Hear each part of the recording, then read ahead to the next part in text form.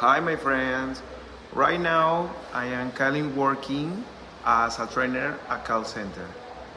I am going to explain the new process to the team 5 minutes. Later we are going to the lead or role play activity to help team practice customer service skills.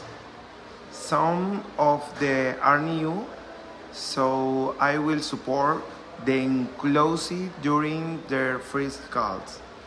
If they have questions, I will be there to quit them. I am sure they will do.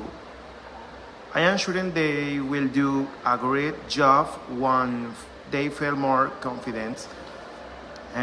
Being a trainer is challenging, but I love you. I love it.